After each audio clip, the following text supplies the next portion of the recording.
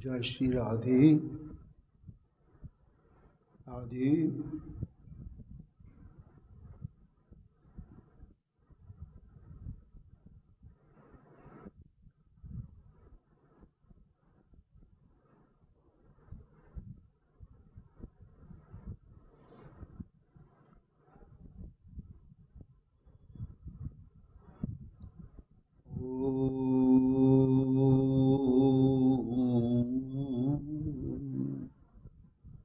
यस्य प्रसादात् भगवते प्रसादो यस्या प्रसादान्नगति कुतयपि ध्येयं स्तुवं तस्य यशस्त्रिसन्धं वन्दे गुरो श्रीचरणरविन्दम्।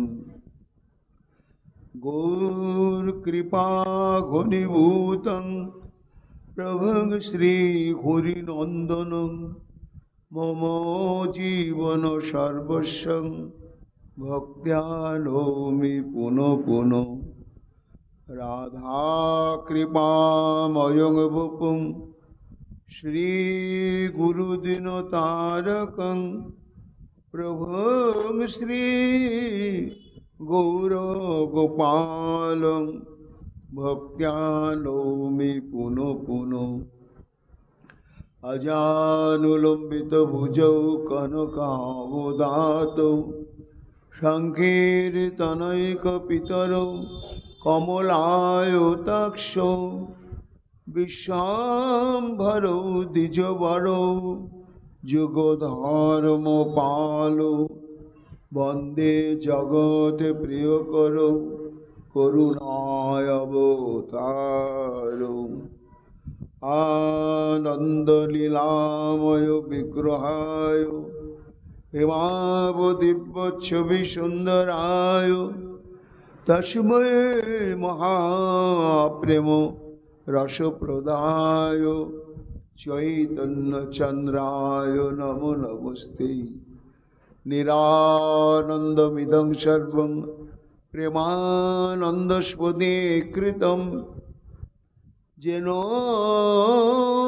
तं सततं वन्दे नित्यानन्दं जगद्गुरुं। श्री अद्वैत नमस्तुभ्यं कलिजुगकृपानिधे गौरप्रेमप्रदानाय श्रीसीतापतये नमो।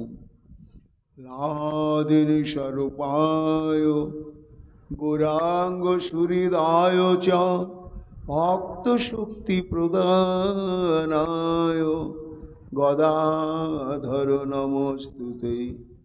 प्रणमामि श्रीवासं तमाद्यं पण्डितं मुदा श्रीगौराङ्गकृपापात्रं कीर्तनानन्दमानसम्।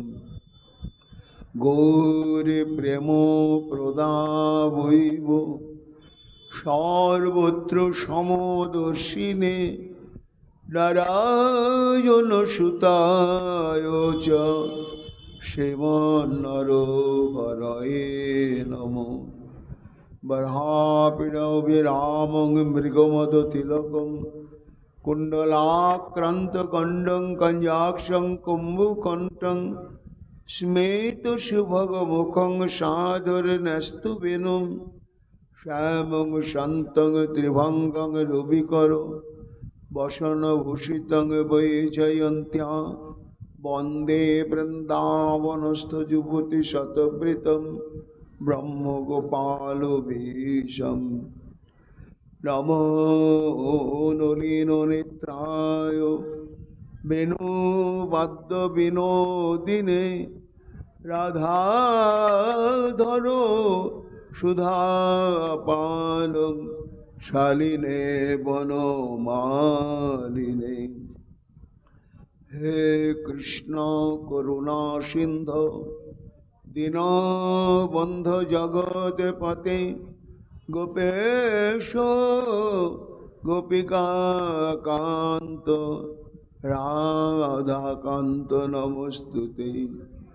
মুখং করোতি বাচালং পঙ্গুং লঙ্ঘয়তে গিরিম যাতি কৃপা তমং বন্দে পরমানন্দ মাধবম তপ্ত কাঞ্চন গৌরাঙ্গী রাধে বৃন্দাবনেশ্বরী বৃষভানুসুতে দেবী তাং নমামি হরিপ্রিয়ে মহাভাবস্বরূপাতং কৃষ্ণপ্রিয়া বুরিয়সী প্রেমী ভক্তিপ্রদে দেবী রাধিকা তং নমাম্যহম বন্দে নন্দব্রজস্ত্রীণাং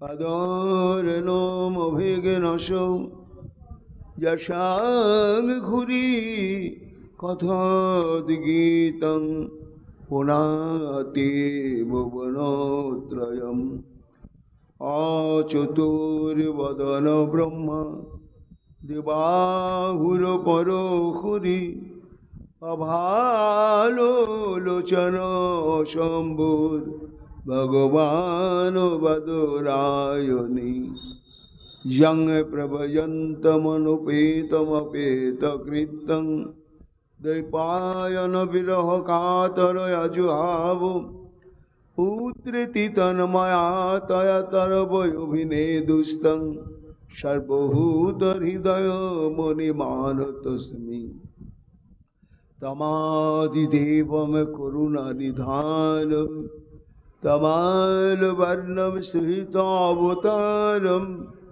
অপারো সংসার সমুদ্র সেতুম ভজামহে শ্রী ভাগবত স্বরূপম বঞ্চাকল্পতরুভ্যশ্চ কৃপা সিন্ধুভ্যেব চ পতিতানাং পাবনেভ্যো বৈষ্ণবেভ্যো নমো নমো। জয় রূপ সনাতন ভট্ট রঘুনাথ শ্রীজীব গোপাল ভট্ট দাসের রঘুনাথ ভক্তি ভরে বন্দি ছয় গোসাইয়ের চরণ যাহা হইতে বিঘ্ন নাশ অভীষ্ট পূরণ। জয় গৌর ভক্তবৃন্দ গৌর যাদের প্রাণ সবে মিলে দেহ মোরে নিতাই গৌর ভক্তি দান। নিতাই গৌর হরি বল নিতাই গৌর হরি বল নিতাই গৌর হরি বল। জয় জয় নিতাই গৌর হরি হরি বল। রাধে রাধে রাধে জয় জয় শ্রী রাধে রাধে প্রাণ রাধে রাধে রাধে রাধে রাধে রাধে রাধে। জয় শ্রী রাধে। শ্রী গোপুবাচ বয়ামৃতমেব জিহ্ম ব্যাহৃতং শ্রদ্ধধানা কুলে করুতমিবাজ্ঞা কৃষ্ণবদ্ধ হরিণ্য দাদৃশ রসৎ কৃতত্তন্নখস্পর্শ তীব্র স্মররুজৌপমন্ত্রীন বন্যতামন্যবার্তা। সর্ববেদান্ত সার নিখিল পুরাণ চক্রবর্তী ঈশ্বর পরম কৃষ্ণ সেই শ্রী গোবিন্দের বাংময় মূরতি শ্রী শ্রীমদ্ ভাগবত মহাপুরাণে দশম স্কন্ধে 47তম অধ্যায়ে 19 সংখ্যক ভ্রমর গীতে সুখদেব গোস্বামী পাদ আবেশে বলে চলেছেন মহারাজ পরীক্ষিতের কাছে। শ্রোতা এবং বক্তা, বক্তা এবং শ্রোতা উভয়ের অন্তঃকরণ,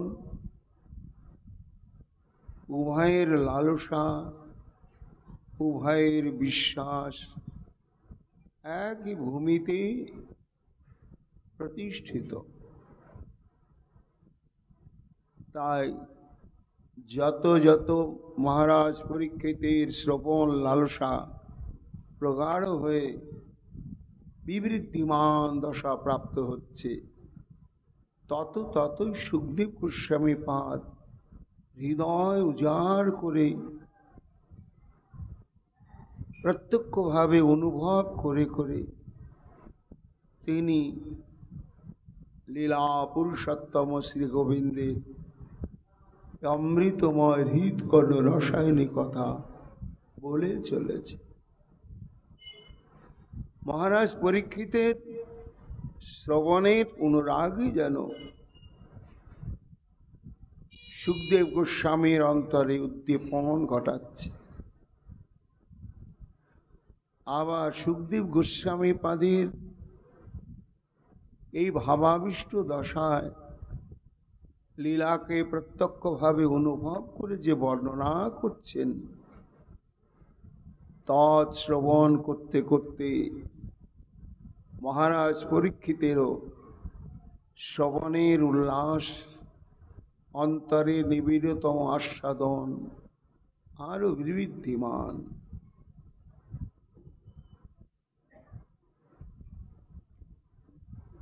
গতকাল আমরা 18 সংখ্যক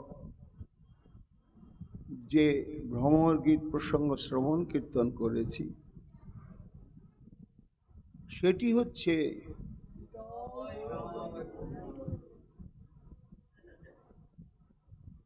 এই দিব্য উন্মাদ অবস্থার একটি বৈশিষ্ট্য হচ্ছে চিত্রজল্প, অর্থাৎ বৈচিত্র্যময় কথন। সেই কথনের আবার গুণাগুণ বৈশিষ্ট্য বিচার করে স্বতন্ত্রভাবে তার পরিচয় পণ্ডিতগণ নির্ধারণ করেছেন। এইভাবে 10টি ভ্রমর গীতে 10টি পরিচয়, প্রজল্প, পরিজল্প, বিজল্প, উজ্জল্প, সংজল্প, অবজল্প, অভিজল্প, আজল্প, প্রতিজল্প, সুজল্প, আমরা ধারাবাহিকভাবে শ্রবণ কীর্তন করতে করতে গতকাল পর্যন্ত যে ভ্রমর গীত প্রসঙ্গ আমরা শ্রবণ কীর্তন করেছি, সেটি হচ্ছে চিত্রজল্পের 7তম চিত্রজল্প, যার নাম ছিল অভিজল্প। তো অভিজল্প কাকে বলে? শ্রীমৎ রূপ গোস্বামী পাদ উজ্জ্বল নীলমণিতে বলছেন, ভঙ্গা ত্যাগোচিতি তস্য খগানামপি খেদনাৎ যত্র সানুষয়ং প্রক্তা ভবেদ অভিজল্পিতম। অর্থাৎ খগানামপি খেদনাৎ, পক্ষীগণকেও খেদ বা দুঃখ প্রদান করে যে ব্যক্তি, সেই ব্যক্তি মানুষ কোন ছাড়, মানুষকে সে তো দুঃখ দেবে, অতএব তাকে ত্যাগ করাই উচিত। এইভাবে যখন কোনো মানিনী নায়িকা অনুতাপের সঙ্গে বকতে থাকে, বলতে থাকে, অভিমত প্রকাশ করতে থাকে, তখন তাকে বিজ্ঞগণ, পণ্ডিতগণ অভিজল্প বলে আখ্যায়িত করে। আজকে আমরা 18 সংখ্যক শ্লোকের পরে 19 সংখ্যক শ্লোক, এই 19 সংখ্যক চিত্রজল্প শ্লোকে দিব্যোন্মাদ দশায় প্রগাঢ় মানবতী কৃষ্ণকান্তা শিরোমণি শ্রীমতী রাধারানী বলছেন, বয়ম অমৃতমেব চিহ্ন ব্যর্হিতং শ্রদ্ধধানা কুলীকরুত বিভাজ্ঞা কৃষ্ণবদ্ধ হরিণ্য তাদৃশ রসৎকৃত তন্নখ স্পর্শ তীব্র স্মর রুজক উপমন্ত্রীন পুণ্যতাম পুণ্যবার্তা।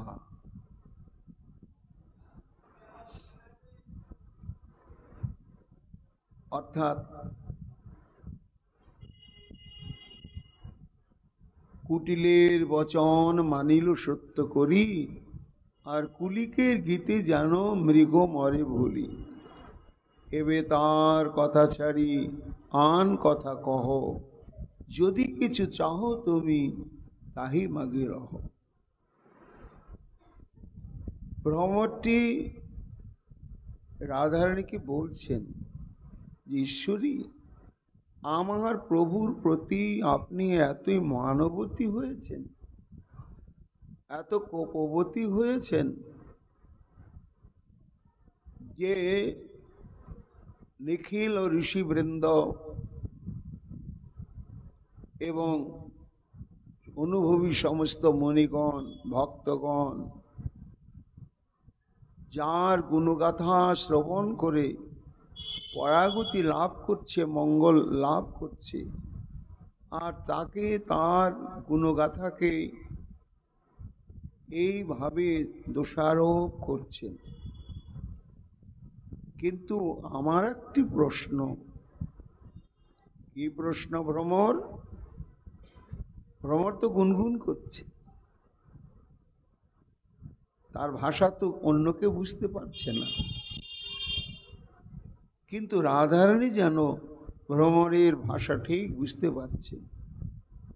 কি বলছিস, কি বলছিস, কি করতে হবে আমাকে?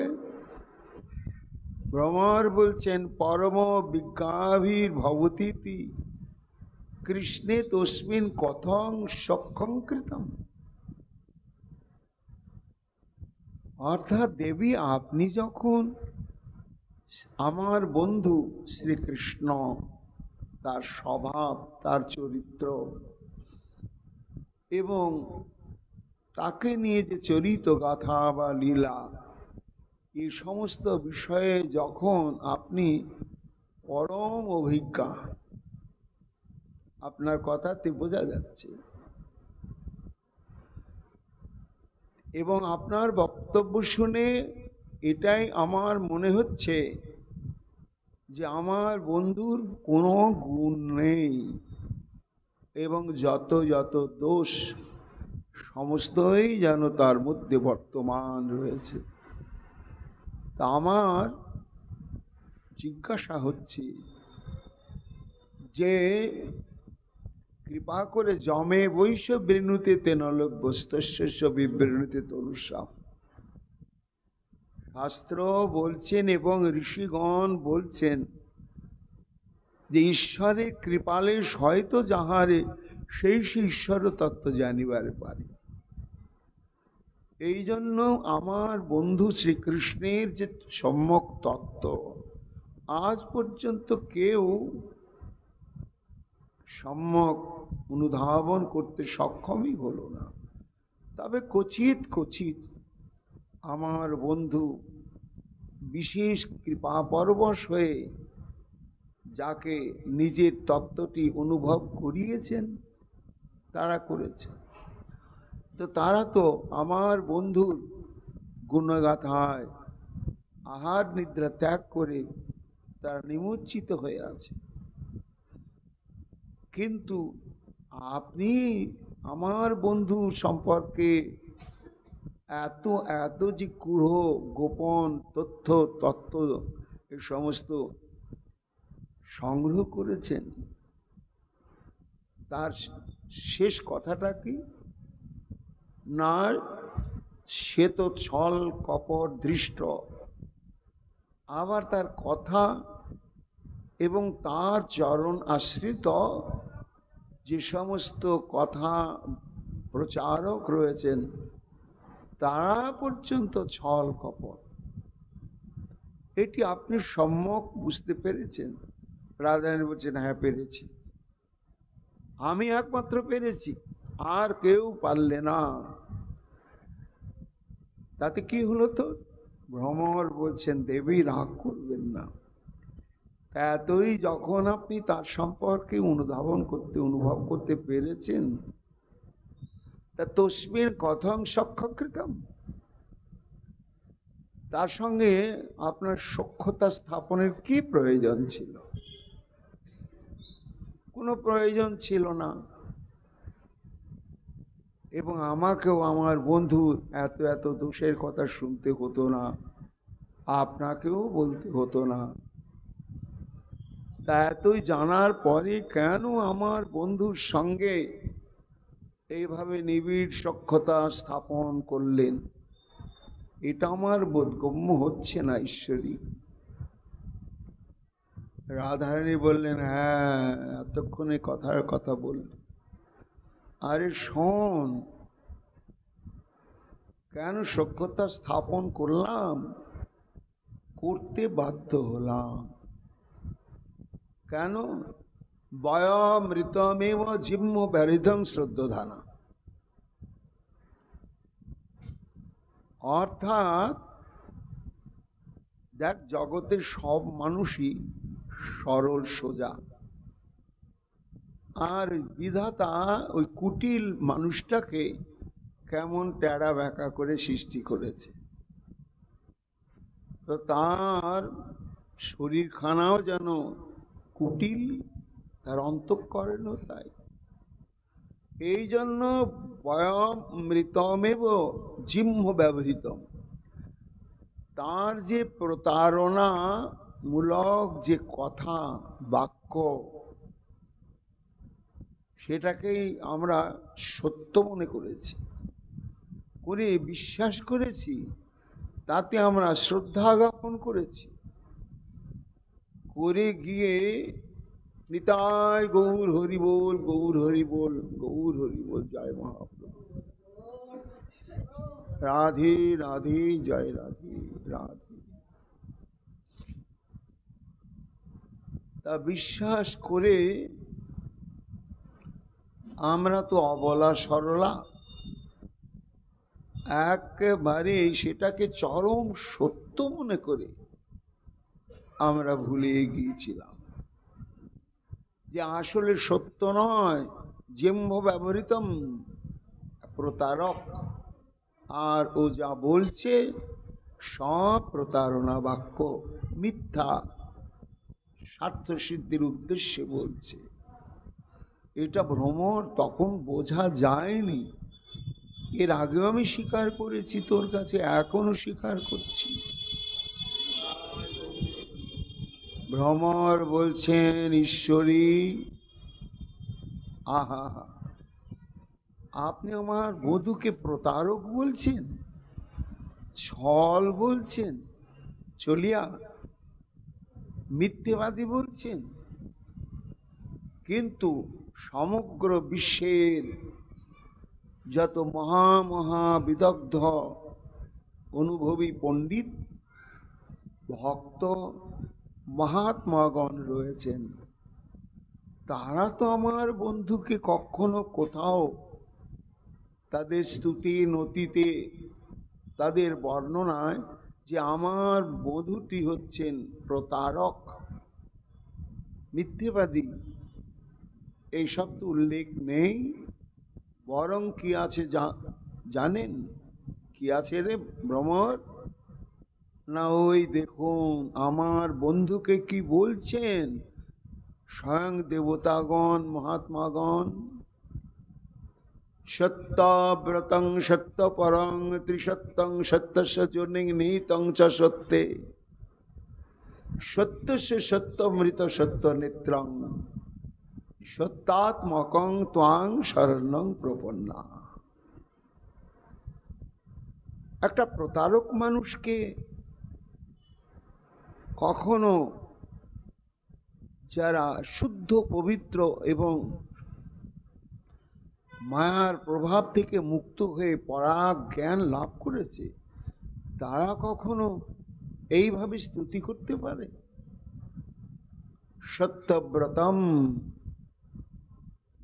গর্ভস্তুতিতে দেবতাগণ কংসের কারাগারে এসে মা দেবকীর গর্ভস্থিত ভগবানকে স্তুতির ছলে কথা বলছে। কি বলছেন? প্রভু তুমি সত্যব্রতম, অর্থাৎ তুমি তোমার যে সংকল্প, তোমার যে শপথ, এটা একেবারে চিরসত্য, চিরসত্য। তুমি যা সংকল্প করো এবং তার তুমি সত্যতা সংরক্ষণ করো, এমনভাবে তুমি সেই সত্যতাকে সংরক্ষণ করো, কেউ রোধ করতে পারে না। তাই তুমি হচ্ছে সত্যব্রতম। আবার সত্য পরম, অর্থাৎ তোমাকে পেতে গেলে তুমি কাকে বরণ করো, কার কাছে ধরা দাও? না, যে ভক্তের জীবনে মিথ্যা চিরকালের জন্য বিদায় নিয়েছে, তার চিন্তায়, ভাবনায়, বাক্যে, উদ্দেশ্যে, চলাফেরাতে কোথাও মিথ্যার গন্ধ থাকে না। তো যতক্ষণ পর্যন্ত সাধক তার জীবনকে সর্বপ্রকার সত্যের উপরে সুপ্রতিষ্ঠিত করতে না পারে, ততক্ষণ পর্যন্ত সত্য স্বরূপ প্রভু তোমাকে পায় না। এই জন্য সত্য পরম, ভগবানকে পাওয়ার প্রথম শর্তই হচ্ছে সত্যের উপরে প্রতিষ্ঠিত হতে হবে। তারপরে হে প্রভু তুমি ত্রিসত্যং, অর্থাৎ ভূত ভবিষ্যৎ বর্তমান, এই যে ত্রিকাল, অতীতে তুমি ছিলে, আর কিচ্ছু ছিল না, বর্তমানে তুমি আছো, আর যা আছে সেটা অনিত্য, নশ্বর, পরিবর্তনশীল, বিকারশীল। এবং অতীতে যখন কিছুই থাকবে না, তখন হে প্রভু তুমি একমাত্র থাকবে। এই জন্যই তুমি ত্রিসত্যম, সত্যস্য যোনিম। তোমার যে মহাপ্রকাশ কোন আধারে হয় না, যে আধারটি নিত্য সত্য শাশ্বত সনাতন, সেই আধারে তোমার মহাপ্রকাশ ঘটে প্রভু। তাই সত্যস্য যোনিম নিহিতঞ্চ সত্যে, তোমার অবস্থিতিটিও সত্যের উপরে সুপ্রতিষ্ঠিত, এবং তোমার বাণী সত্য, তোমার কৃপা সত্য। তুমি যাদের দিকে কৃপা দৃষ্টি সঞ্চার করো, তারাও সত্য স্বরূপ হয়ে যায়। এই জন্য তুমি সত্য নেত্রম,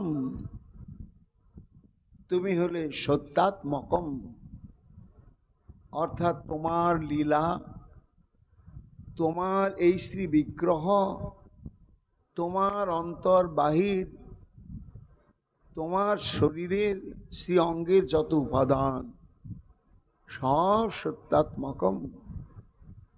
এমন যে তুমি নিত্য শাশ্বত সনাতন সত্য স্বরূপ প্রভু ভগবান, তাং শরণং প্রপন্না।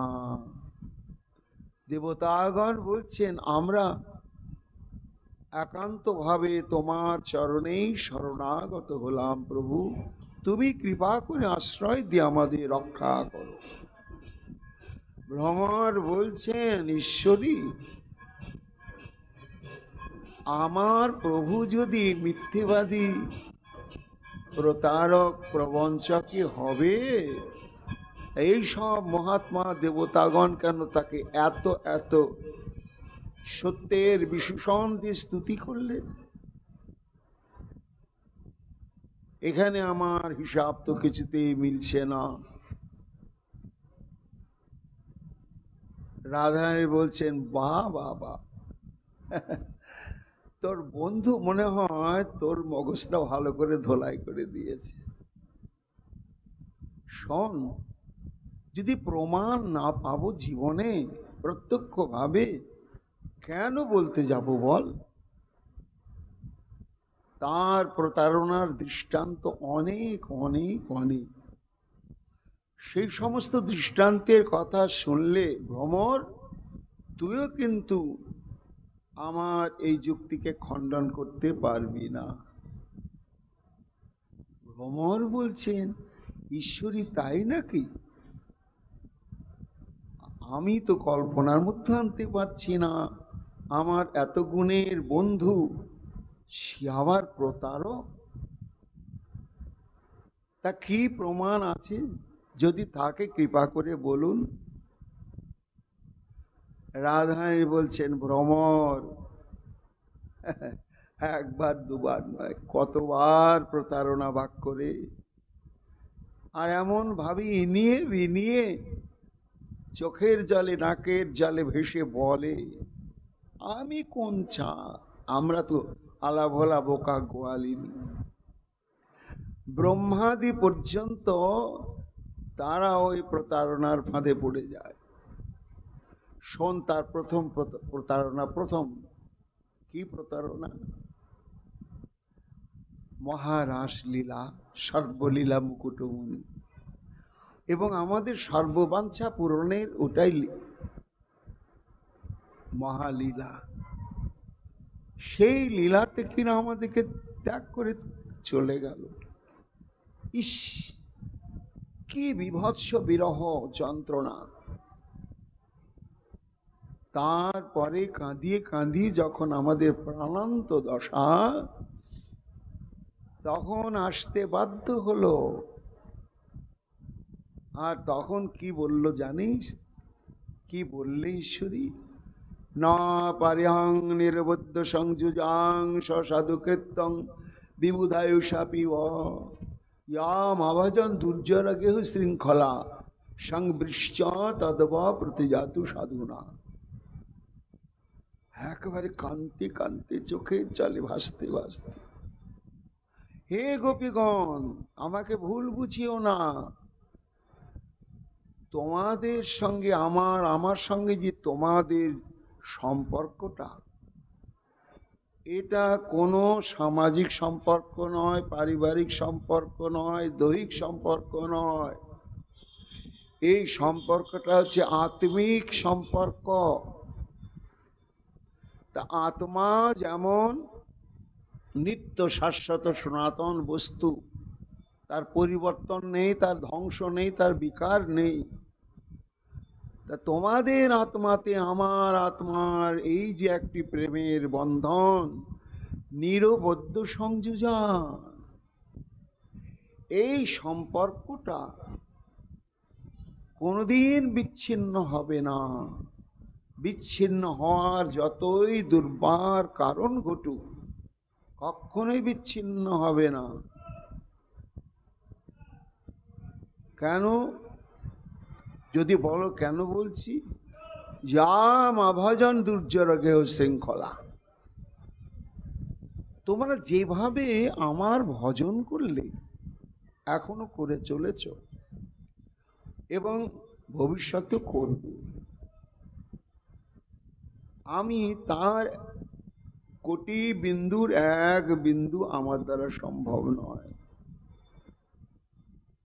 এই জন্যই নিরবদ্ধ সংযোজন। আমরা বললাম, কি এমন তোমাকে ভজন করলাম আলা ভোলা গোয়ালিনী? না ওই যে দুর্জর গেহ শৃঙ্খলা, পারবে কেউ? সতী নারী প্রাণটা ত্যাগ করে, সতীত্ব ত্যাগ করে না কখনো না। কারণ নারীত্বের মহিমা একমাত্র সতীত্বেই। এহেন যে নারীর অমূল্য সম্পদ সতীত্ব, সেটাকেও তোমরা বিসর্জন দিয়েছ। দেহ ধর্ম, গেহ ধর্ম, বেদ ধর্ম, কর্ম, ধৈর্য, লজ্জা, আত্মসুখ ও মর্ম, স্বজন করে যদি তাড়ন ভৎসন, সর্বপরিত্যাগ করি করো কৃষ্ণের ভজন। আমার ভজন তোমরা এইভাবে করেছ। শুধু তাই নয়, আমাকে পাবার জন্য তোমাদের সাধনার একটা দৃষ্টান্ত আমি তোমাদের মুখেই শুনেছি। কণ্টককারী কমলপদ সমতুল, চির হে মঞ্জির ঝাঁপি, গা গরি বাড়ি ধারি করি পি চল, চলত হি অঙ্গুলি চাপি। গোপীগণ, তোমাদেরকে পাবার জন্য আমি কিন্তু এই রকম ভজন করতে পারিনি, একেবারেই পারিনি। এই জন্যই তোমাদের সঙ্গে আমার আত্মার সম্বন্ধ নিরবদ্ধ সংযোজন। কেন এইভাবে আমি পারিনি তোমাদের ভজন করতে? এবং শুধু তাই নয়, তোমরা আমাকে যা দিয়েছ, আমার চাওয়ার চাইতে পাওয়া অনেক বেশি, অনেক বেশি। তাই আমি চিন্তা করে দেখলাম যে এই যে আমি চাওয়ার চাইতে বেশি পেয়ে গিয়েছি, এটা তো আমার ঋণ। এই ঋণটা আমি শোধ করব কি করে? দেখলাম আমার দ্বারা শোধ করা সম্ভব নয়। আমি যদি ব্রহ্মার পরিমাণে পরমায়ু প্রাপ্ত হয়ে তোমাদের এই প্রেম ঋণ শোধ করবার জন্য যদি আমি চেষ্টা করি, তবু কোনোদিন হবে না গোপীগণ। জানো ভ্রমর, এই রকম ভাষা। আমি তখন বললাম, তাহলে ঋণ শোধের জন্য তুমি কি সিদ্ধান্ত নিচ্ছ? তখন কি বললে জানিস? সংপৃষ্ট তদ্বা প্রতিজাত সাধুনা। এই বৃন্দাবনের ভূমি পরশ করে বলছি, যমুনার জল হাতে নিয়ে বলছি, ঋণ তো শোধ হবে না, কিন্তু তবু যতদিন আমার এই দেহে প্রাণ থাকবে, এই জগতে যতদিন আমি বেঁচে থাকব, এই সারা জীবনটায় আমি তোমাদের চরণের চাকর দাস হয়ে সেবা করব, সেবা করব। সেবা করে করে করে করে যদি লক্ষ ভাগের এক ভাগ ঋণও শোধ হয়। আমরা বলেছিলাম, দেখো তুমি কিন্তু প্রতিজ্ঞাবদ্ধ হচ্ছ, আমাদের সেবা করে করে তুমি ঋণ শোধ করবার চেষ্টা করবে, তা প্রতিজ্ঞা করে বলছো তো? তখন ওই যে ব্রজ পরশ করে যমুনার জল চেয়ে প্রতিজ্ঞা করল। ভ্রমর বলছে, তো ভালোই তো, দেখ প্রতারণরা কোথায়। এত বড় যে যমুনার জল হাতে নিয়ে আর ব্রজের ভূমি পরশ করে প্রতিজ্ঞাবদ্ধ হলো যে আমার বাকি জীবনটা তোমাদের সেবা করেই ঋণ শোধের চেষ্টা করব এবং এক মুহূর্ত সেবা ছাড়া থাকবো না।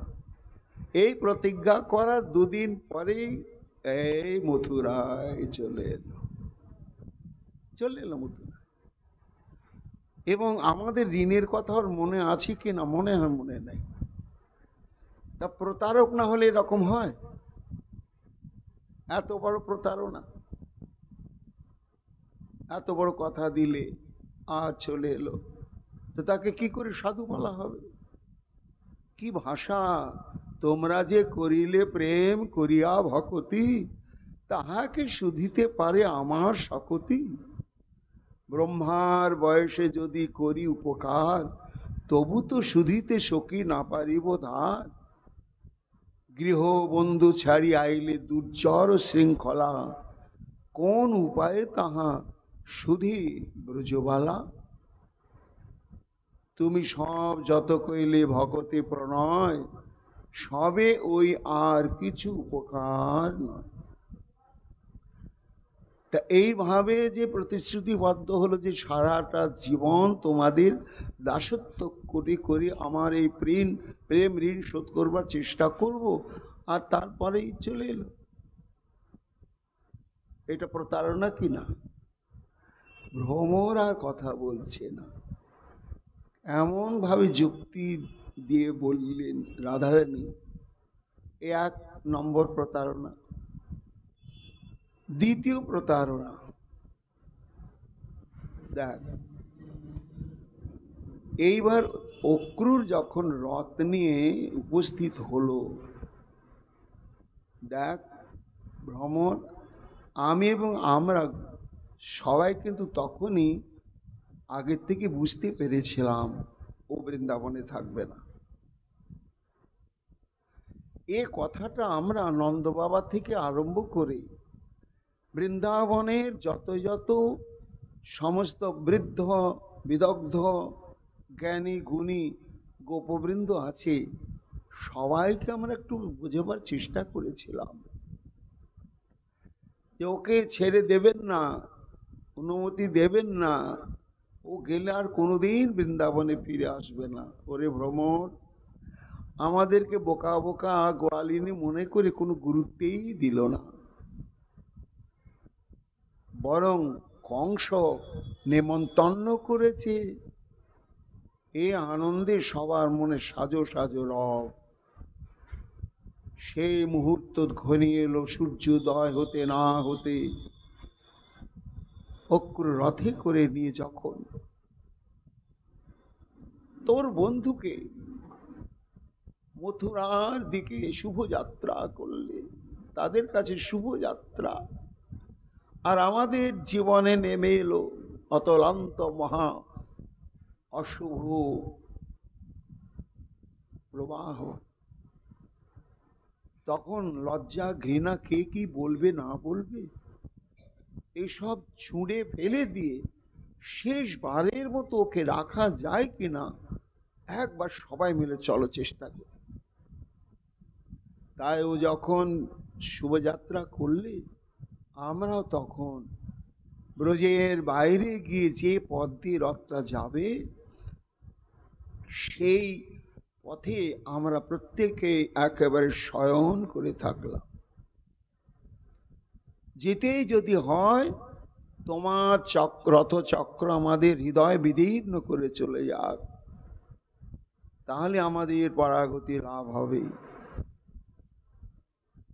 অক্রু চেষ্টা করছিল, আমরা যেখানে যেখানে পড়ে আছি পথে কাঁদছি, একটু ফাঁক দিয়ে দিয়ে যাবার চেষ্টা করছিল, কিন্তু আমরা যেতে দিইনি ভ্রমর। আমরা এইভাবেই পথকে অবরোধ করে আমরা কাঁদছিলাম। দ্বিতীয় প্রতারণা কোথায়? সঙ্গে সঙ্গে বলল রথ থেকে নেমে এসে, কি মিষ্টি করে কাঁদো কাঁদো হয়ে, আহা বুঝতে পারছো না গোপীগণ, পরিস্থিতির অধীন আমরা সবাই, আমাকে যেতেই হচ্ছে, কিন্তু আয়া শ্যামা শুভত্বা তমতি মধুপুরং কংসম উপস্থি দূরম বৎস্যাঘাত ধাম্ন পুরমপি কিমদস্ততে প্রিয়া কুত্র দুঃখম